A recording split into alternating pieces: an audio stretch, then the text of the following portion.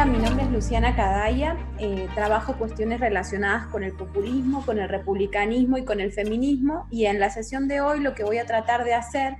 es esclarecer algunas cuestiones claves de lo que se da en llamar el pensamiento populista. En ese sentido, es importante hacer una primera distinción general entre un uso mediático del populismo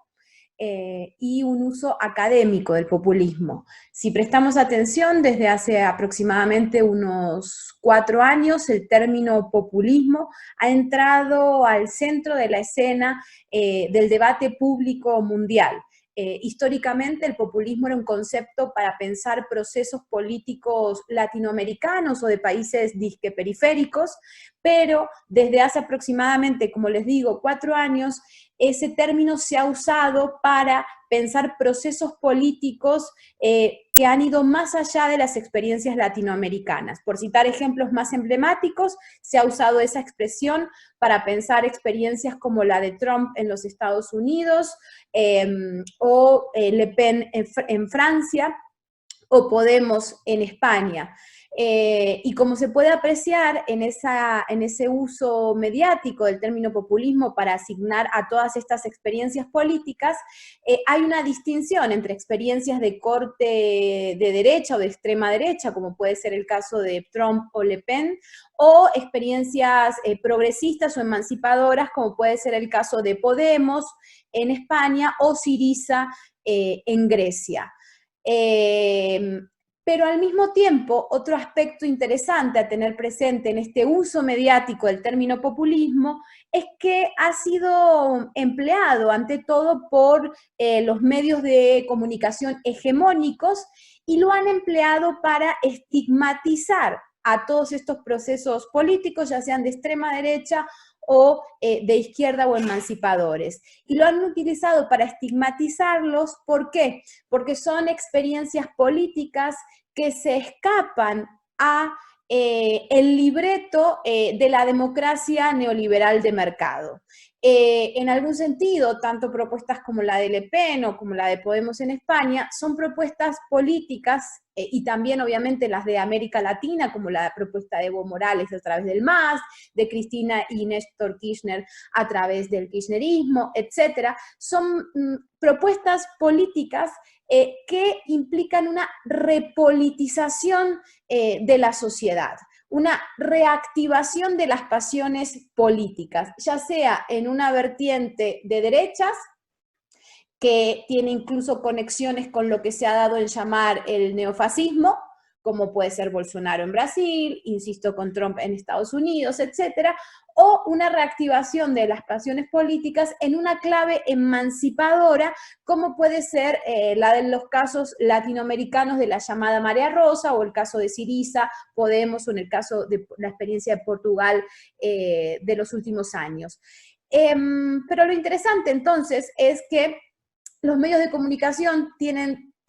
comunicación las corporaciones y determinados poderes hegemónicos mundiales experimentan con cierto temor esta reactivación de las pasiones políticas. Y por eso estigmatizan al populismo y por eso usan esa expresión para toda aquella experiencia que se escapa al control de la democracia neoliberal de mercado. En ese sentido, hay que pensar y preguntarse si es correcto, si es adecuado llamar a todas estas experiencias políticas que acabo de enumerar como populistas o no,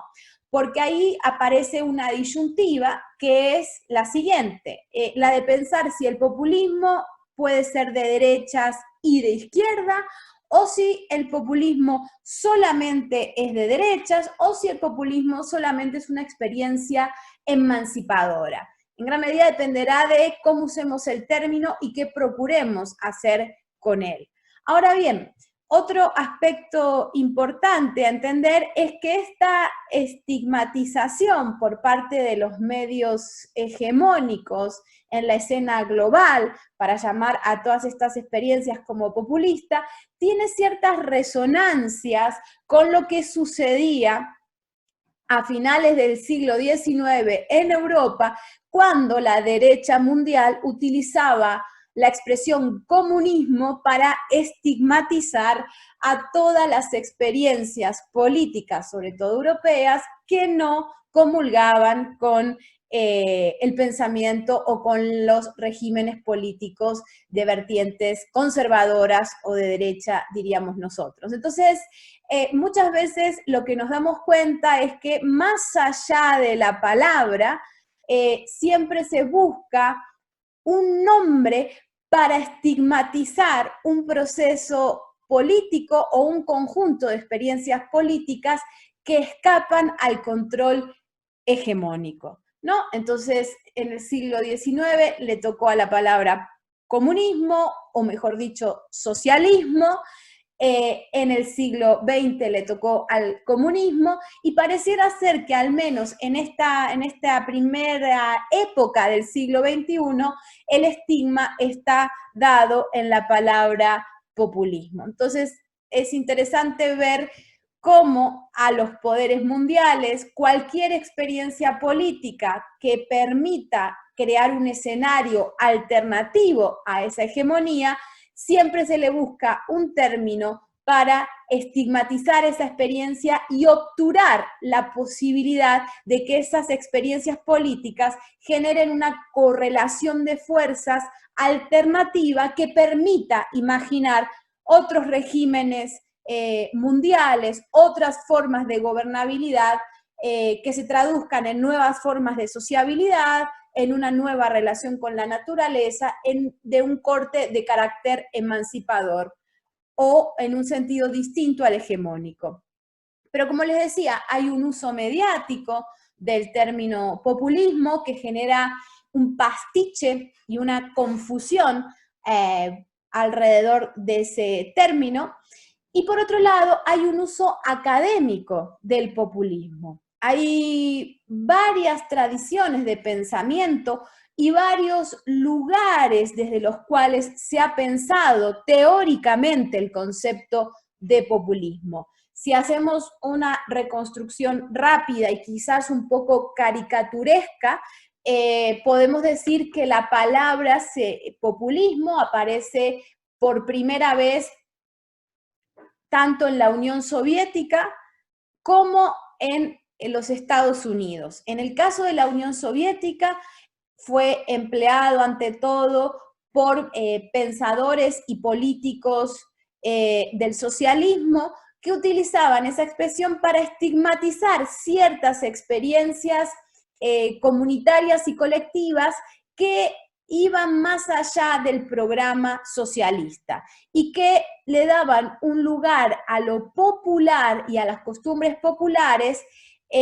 más reivindicatorio de lo que el mismo programa socialista ilustrado buscaba darle a esas tradiciones populares. Pero también, como les decía, del lado de los Estados Unidos se usó el término populismo no ya desde pensadores y políticos socialistas, sino desde pensadores y políticos liberales para nombrar una determinada experiencia política que en términos en castellano diríamos del campesinado en el sur de los Estados Unidos, que intentaron organizar un partido político. Esa palabra luego pasó más bien al olvido, y es en los años 60 que empieza que se reactiva el uso del término populismo y se reactiva en América Latina para pensar las experiencias políticas latinoamericanas de finales de los estados oligárquicos y del inicio de nuevas experiencias estatales en América Latina. Estamos hablando de los casos emblemáticos como el de Getúlio Vargas en Brasil, el de Domingo Perón en Argentina, en Lázaro Cárdenas en México. Son todas esas experiencias de estatalidad y de organización política alternativas a las clásicas experiencias de los estados oligárquicos que sobre todo tuvieron su auge entre finales del siglo XIX y principios del siglo XX, con unas combinaciones o unas tensiones entre propuestas oligárquicas y propuestas transformadoras. Ahora bien, entre los autores de América Latina que empiezan a usar el término populismo, podemos encontrar los clásicos trabajos de Gino Germani, el pensador ítalo-argentino, o Torquato Di Tella, que son los primeros en decir que el populismo es una forma de organización política para plasmar experiencias de estatalidad no oligárquicas y democráticas en América Latina. Yo cité recién casos emblemáticos, pero también han sido pensados otras experiencias menos conocidas, como la experiencia en Ecuador, la experiencia en la Cuba prerevolucionaria o en Bolivia. Por citar a un pensador clásico un poquito posterior a Gino Germano y Torquato Di Tella, tenemos el caso del pensador ecuatoriano Agustín Cueva, que pensó el populismo en Ecuador. Es decir, pensó el populismo en los Andes, es decir, se puede hablar de un populismo andino y también se puede hablar a través de rastreo de otros pensadores de un populismo caribeño, como dije recién, en la Cuba prerevolucionaria. Y para sintetizar un poco, entonces, el populismo en los años 60 y 70 se usa desde las ciencias sociales, sobre todo desde la sociología, para pensar las experiencias políticas de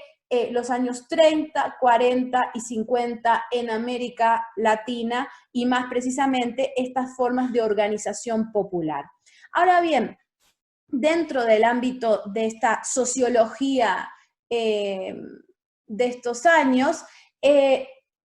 se empieza a apreciar un cierto estigma, incluso se puede observar en autores clásicos como Gino Germani, un cierto estigma al uso de la expresión populista. ¿Por qué? Porque en el caso de autores como Gino Germani, Torquato Di Tella, incluso Agustín Cueva, lo que suelen considerar es que el populismo es la forma en que se plasmó una democracia fallida en América Latina. Y me voy a detener en la expresión fallida. ¿Por qué me voy a detener ahí? Porque implícitamente lo que se está haciendo es una comparación entre lugares por fuera de América Latina, donde sí habría tenido lugar una experiencia democrática plena, ¿no? Ese supuesto de que en otros lugares, y por lo general está el imaginario de que en los países del primer mundo sí tienen lugar experiencias políticas de democracia plena, frente a esos lugares, América Latina, por el contrario, tendría experiencias políticas democráticas fallidas, es decir, débiles, contaminadas por otras formas de poder. Por lo tanto, habría un modelo correcto, en la imaginación de que Europa sería ese modelo correcto de democracia, y América Latina sería una mala copia de las democracias de la región, ¿no? Y sería una mala copia por muchas razones. Estos pensadores argumentaron dieron muchos argumentos de las distintas características que darían lugar a estas experiencias fallidas, pero en líneas generales tendría que ver con digamos, el carácter de ser sociedades disque atrasadas, y por atrasadas se entendía que eran sociedades demasiado católicas, que además estaban atravesadas por la figura de líderes carismáticos, y la figura de liderazgo pareciera ir en desmedro de las experiencias democráticas. Entonces serían también la figura de los liderazgos. Luego estaría la cuestión de que serían experiencias de carácter más vertical que horizontal, y con tintes autoritarios en algunos casos. Esa es, digamos, la narrativa clásica de por qué nuestras democracias serían fallidas. Y a partir de toda esta literatura, sobre todo desde el ámbito de la sociología, desde los años 60, digamos que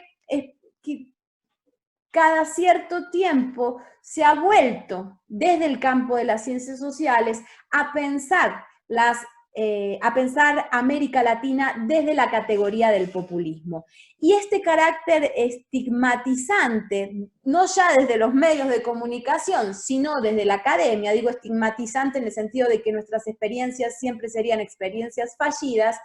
se fue, digamos, consolidando en el imaginario de las ciencias sociales, y no ya solo desde la sociología, sino sobre todo desde una disciplina más bien conservadora, que son las ciencias políticas. Son sobre todo las ciencias políticas las encargadas de pensar que los populismos, no solo ya los de principios del siglo XX, sino también los populismos de los años 90, a los que se le ha dado también el nombre de neopopulismos,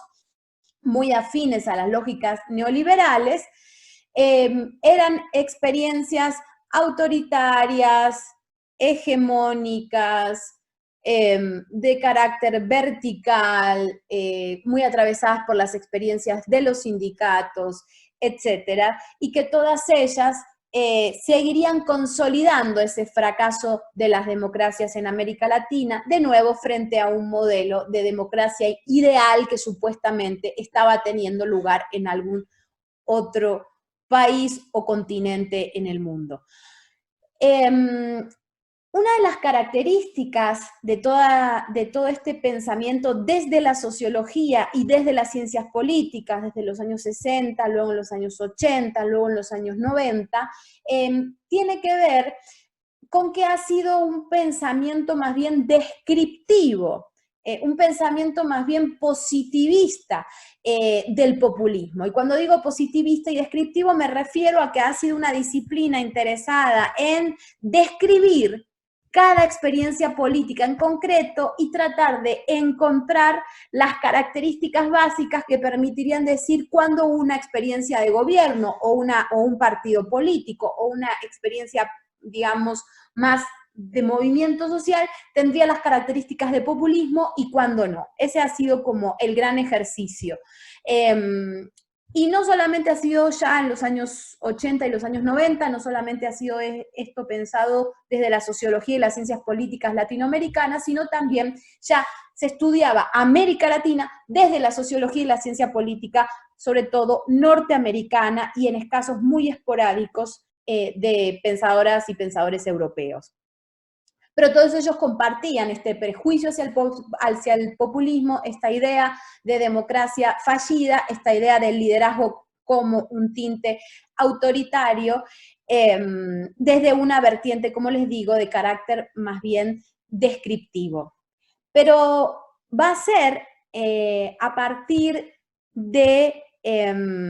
Laclau, de Ernesto Laclau, que se va a producir un parteaguas en el ámbito de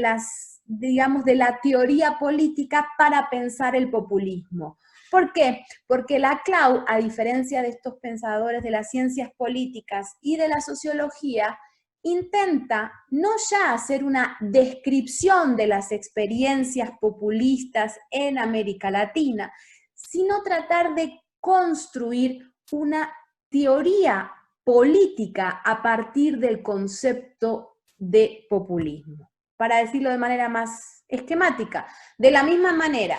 que cuando hablamos de democracias, por un lado hay investigaciones de corte descriptivo acerca de cuáles son las características puntuales de la democracia en tal o cual país, en tal o cual momento de la historia, pero también encontramos propuestas de teorización o de crear teorías políticas a partir de la democracia, como puede ser la propuesta de Rawls o de Habermas o incluso de Chantal Mouffe, pues de la misma manera Ernesto Laclau se propone no ya limitarnos a una mera descripción del populismo, sino construir una teoría política del populismo. Esto se suele llamar una formalización del populismo. Yo no sé si estoy tan convencida con esa terminología de formalización. Me parece que más bien lo que Laclau está haciendo es crear una teoría política del populismo. Por lo tanto, si hicimos esta gran división entre el uso mediático y el uso académico, al interior del uso académico del concepto populismo podemos hacer una subdivisión entonces entre un uso sociológico descriptivo del populismo y un uso teórico formal del populismo. Y dentro de este uso teórico formal del populismo, podríamos decir que hay una relación entre la teoría política y la filosofía. Es decir, el populismo ya no se piensa solamente desde la sociología y las ciencias políticas, sino más bien desde la teoría política y la filosofía. Eso va a significar que el populismo va a ser pensado como una lógica de lo político. Y al pensar al populismo como una lógica de lo político, esta afirmación va a tener implicaciones en el ámbito ontológico, es decir, en el ámbito de cómo se configuran las formas de la realidad política, y también va a tener implicaciones en el ámbito de la praxis. Esos son los dos aspectos en los que va a incidir el populismo como teoría política: su nivel ontológico y su nivel de la praxis. ¿Y qué significa decir, tanto para la ontología como para la praxis, decir que el populismo es una lógica de lo político? Significa decir que es una forma en que lo político se articula. Y ahí sigo un poco a Mouffe y a Laclau, porque si bien es verdad que Laclau es quien escribe el famoso libro La razón populista, donde supone un parteaguas con las teorías descriptivas, también es verdad que después de ese libro uno puede hacer un rastreo hacia atrás y ver que en el libro Hegemonía y Estrategia Socialista, un libro previo de los años 80, escrito entre Mouffe y Laclau, ya habían algunas consideraciones sobre el populismo como una posible teoría política. Por eso digo que es Laclau, pero también podemos decir que es Mouffe y Laclau quienes empiezan a construir una teoría de lo político a partir del concepto de populismo. Y decir que el populismo entonces es una forma de articulación de lo político significa crear una distinción entre dos lógicas de lo político. Una lógica diferencial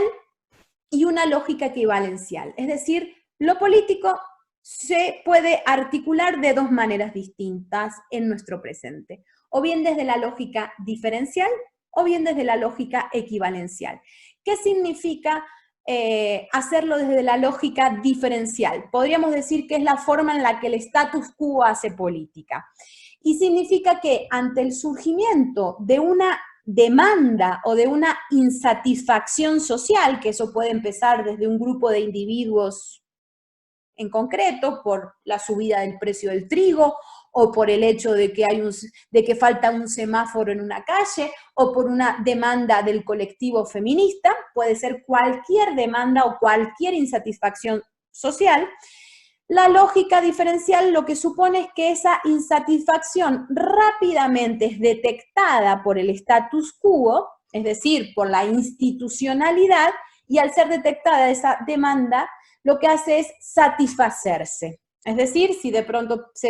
hay una demanda para que se baje el precio del trigo, simplemente se baja el precio del trigo. Si hay una demanda para que pongan el semáforo en una esquina, se pone el semáforo en la esquina. Si hay una demanda en la que el movimiento feminista pide el aborto legal,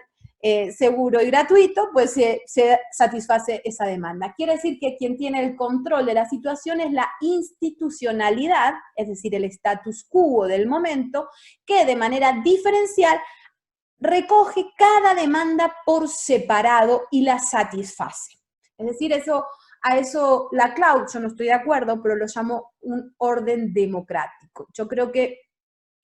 Faltaría decir que es un orden democrático liberal, para ponerle un tinte más preciso. Pero bueno, eso es una disquisición teórica. Frente a esa lógica diferencial que satisface cada demanda por separado, hay otra forma de articulación de lo político que ya no es la del status quo y la de los de arriba, sino que es la forma de articulación política de los de abajo. ¿Y por qué la llama equivalencial? Porque ahí lo que sucede es que hay varias demandas insatisfechas. Vamos a usar el mismo ejemplo. Se pide que se baje el precio del trigo, se pide que se pone un semáforo y hay una demanda feminista a favor del aborto. Todas esas demandas por separadas no pueden ser captadas por la institucionalidad. La institucionalidad no da respuesta a todas ellas, y al no dar respuestas, esas demandas o esa insatisfacción empieza a crecer, y no solo pasa eso, sino que las demandas se empiezan a articular entre sí. Es decir, empiezan las demandas aisladas a descubrir que hay un patrón común que genera la insatisfacción de cada una de ellas. Puede ser, por ejemplo, que el problema es el presidente, por decir un ejemplo tonto. Es decir, que las feministas, el movimiento de vecinos por los semáforos y el movimiento de panaderos por la baja del precio del trigo se dan cuenta de que todos sus males, aunque sean distintos, tienen un patrón común. El presidente que los gobierna, o el capitalismo. Da igual. Lo importante es que al encontrar una causa común, todas ellas se fusionan entre sí y van creando una cadena equivalencial donde se van articulando fuerzas entre sí para querer irrumpir en la escena y señalar quién es el antagonista que genera ese malestar colectivo. Y al generar esa articulación, esa función donde cada demanda tiene su especificidad, pero a la vez está dividida entre su especificidad y el hecho de compartir un mismo espacio con las otras demandas. Ahí lo que puede suceder es que todas esas demandas puedan ser capitalizadas por figuras de liderazgos femeninos, masculinos, que se ponen a la cabeza de todas esas demandas y las pasa a representar frente al antagonista, que por lo general es considerado como el status quo o los de arriba. Entonces, cuando eso tiene lugar, se produce lo que se llama la irrupción populista, es decir, una fisura en el status quo, una ruptura del orden institucional en la medida en que esas demandas se articulan. Esa es la concepción clásica de la teoría política populista entre demandas diferenciales y demandas equivalenciales, que es la forma en que se articula o la lógica de lo político. Hasta ahí llegamos con Laclau. Ahora bien, después de Laclau y después de que Laclau y Mouffe irrumpieran en la escena del pensamiento contemporáneo y crearan esta teoría política, que vale decir que no solo dialoga con las ciencias sociales como la sociología o las ciencias políticas, sino que también dialoga con la filosofía contemporánea, con los viejos problemas de la modernidad, acerca de qué significa el antagonismo, qué significa la conflictividad, cómo se piensa la irrupción de lo nuevo en la política, etcétera. Viene una nueva generación de pensadores del populismo donde se dan cuenta de que es necesario ampliar el populismo hacia determinadas cuestiones que no habían sido pensadas por la tradición de Mouffe y de Laclau, y que tienen que ver con cuestiones como, por ejemplo, cómo pensar una institucionalidad populista, porque si vamos a los ejemplos de los casos latinoamericanos, como dije antes, la marea rosada, que fue la Revolución Ciudadana en Ecuador, el MAS en Bolivia, el PT en Brasil, la experiencia de Lugo en Paraguay, el kirchnerismo en Argentina, la experiencia de AMLO en México. Si empezamos a pensar todos estos ejemplos, por citar algunos de ellos, nos damos cuenta que el populismo no solo implicó un momento de ruptura de la institucionalidad, sino que en la medida en que esas fuerzas políticas llegan a ser poder de Estado, generan, por lo tanto, unas nuevas formas de institucionalidad y empiezan a hacer hegemonía a nivel institucional, por más que estén en relaciones contenciosas con la hegemonía mundial de las corporaciones y de los medios de comunicación y de las oligarquías locales. A pesar de estar en una relación contenciosa, como digo, con las oligarquías locales, con las corporaciones y con los medios de comunicación mundiales y hegemónicos, sí generan institucionalidad. Y la pregunta es si esa forma de institucionalidad es diferencial al estilo del liberalismo clásico, es decir, una lógica diferencial, o si por el contrario, esa institucionalidad sigue gestándose desde una lógica equivalencial contenciosa, ¿no? Entonces, ahí hay muchos trabajos pioneros e interesantes en autores como Valeria Coronel, Carlo Vilas, Eduardo Rinesi, Soledad Stoessel, por citar algunos ejemplos. En esa línea yo me reconozco que tratamos de investigar sobre la institucionalidad populista como una institucionalidad contenciosa y equivalencial. Pero también junto a esa cuestión del populismo en relación con la institucionalidad, también hay trabajos actuales que ya son una especie de híbrido entre el nivel descriptivo de las ciencias sociales y el nivel formal de la teoría política, son unos híbridos interesantes que beben de los dos ámbitos, para pensar los vínculos entre el populismo y el feminismo. Por ejemplo, Mercedes Barros es una pensadora argentina que tiene unos trabajos muy interesantes sobre eso, Paula Biglieri también está trabajando sobre ello, que tiene que ver sobre la posibilidad, como les digo, de pensar juntos el feminismo y el populismo. En ese sentido, en esos trabajos lo que se trata de indagar es que existe algo así como el campo popular, que se va construyendo políticamente, el campo popular desde una organización populista históricamente ha dejado en un segundo lugar los temas relacionados al feminismo, el trabajo de los cuidados, la opresión del hombre hacia la mujer, demandas relacionadas con el aborto, con el trabajo doméstico, por citar algunos ejemplos concretos, y que estas pensadoras lo que se pregunta es si el campo popular es capaz de incluir dentro de sí estas demandas como demandas de primer orden, y como demandas de primer orden que, por lo tanto, entiendan que el campo popular necesita volverse feminista y que en ese necesitar volverse feminista empieza a producirse una articulación de lo político a partir del problema no solo del antagonismo, sino también de los cuidados. Entonces la pregunta que surge ahí es ¿qué tipo de lógica de lo político supone una articulación y organización popular donde está el antagonismo que crea la escisión entre los de arriba y los de abajo, y los cuidados que intenta lidiar lo que se opone de otra manera? ¿Qué tipo de nueva lógica populista puede surgir de ahí? Pero también junto a la cuestión de la articulación del feminismo y el populismo, como dije antes, de la institucionalidad populista, también hay unos trabajos actuales interesantes acerca del vínculo entre el populismo y el republicanismo. Y eso es interesante porque no solamente se ha dado en América Latina, sino que también se ha dado en España, como el caso de Carlos Fernández Liria o el caso de José Luis Villacañas, que han pensado en la relación entre republicanismo y populismo. Hay posturas encontradas al respecto. También tenemos autores como Eduardo Rinesi, quienes consideran que el populismo en América Latina es la manera en la que el republicanismo plebeyo se ha materializado en países que pueden ir desde Argentina hasta Colombia. Entonces, esas serían como las tres vertientes contemporáneas o actuales en las que se está deliberando o pensando acerca del papel del populismo en América Latina y en el mundo. Y para concluir, decir que en los trabajos a nivel globales del populismo, lo que se está pensando hoy en día es al populismo desde una vertiente postfundacional. Es decir, ¿qué significa